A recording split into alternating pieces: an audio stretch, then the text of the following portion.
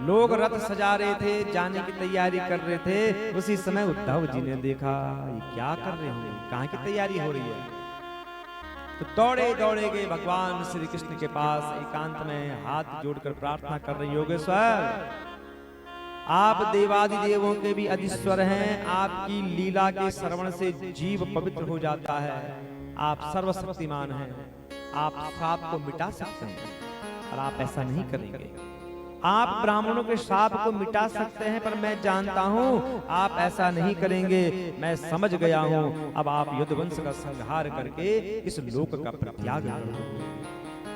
नाहं त्वांगिर कमलम क्षणार्धमपि केशवः त्यक्तुं समुत्सहेनाथ स्वदामात् मामपि। घुंघराली अल्पों वाली श्याम सुंदर, आप जा रहे हो क्या? हमको छोड़, मैं आधे क्षण के लिए भी आपके चरण कमलों को त्यागने के लिए सोच भी नहीं सकता। आप हमारे जीवन सर्वस्व हैं, आप हमारे स्वामी हैं। आप जा रहे हैं तो आप मुझे भी साथ ले चलिए, आपके साथ रहूंगा तो दुस्तर माया को पार कर लूंगा। हमें आपकी माया का डर नहीं है, हम आपकी माया से नहीं डरते हैं। हम डरते हैं तो केवल आपसे दूर रहने के वियोग में डरते हैं कि आपके बिना हम कैसे रह पाएंगे। मुझे भी साथ ले चलो।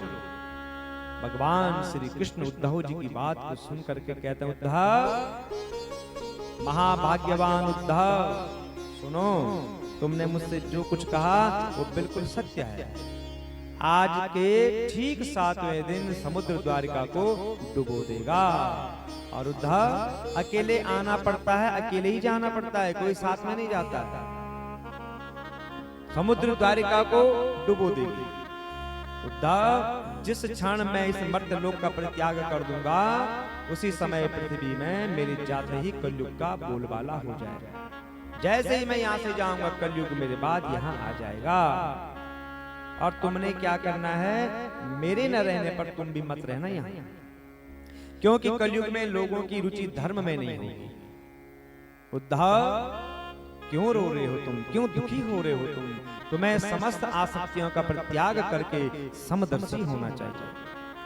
उद्धव जी ने कहा, भगवान आप मुझे उपदेश दीजिए, मैं आपके तत्व को जानना चाहता हूं, आप मुझे उपदेश करो प्रभु।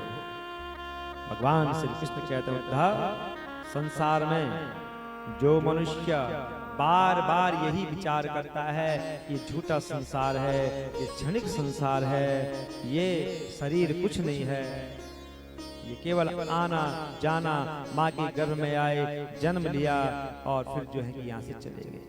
जो बार बार यही सोचता है कि ये संसार कुछ नहीं है, ये शरीर कुछ नहीं है, तो सोचने पर ही वो अपनी समस्त वासनाओं को धो डालता है, वो समस्त वासनाओं से अपने आप को बचा लेता है।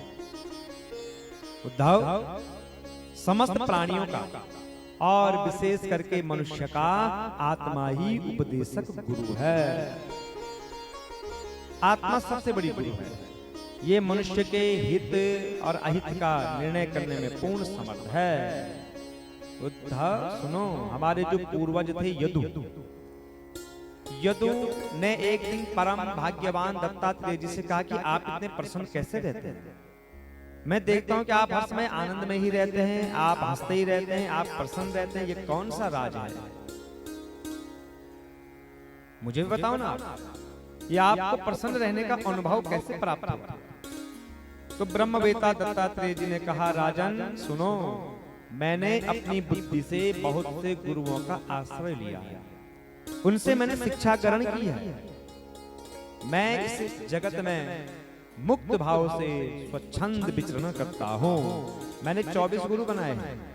मैंने पृथ्वी को गुरु बनाया, वायु को बनाया, आकाश को बनाया, जल, अग्नि, चंद्रमा, सूर्य, कबूतर, अजगर, समुद्र, पतंग, घोड़ा, हाथी, शहद निकालने वाला, हिरन, मछली, पिंगला नाम की वैश्या, क्रूर पंछी, छोटा बालक, कुंवारी कन्या, बाण बनाने वाला, सर्प, मकड़ी, भृंगी, कीट, मैंने इनको गुरु बनाया है।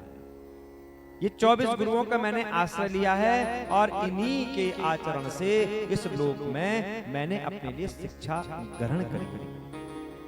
ये शरीर भी गुरु है, यह वैराग्य और विवेक की शिक्षा देता है। बस हमें दुख तब मिलता है जब हम इस शरीर को ही सब कुछ मान बैठते हैं।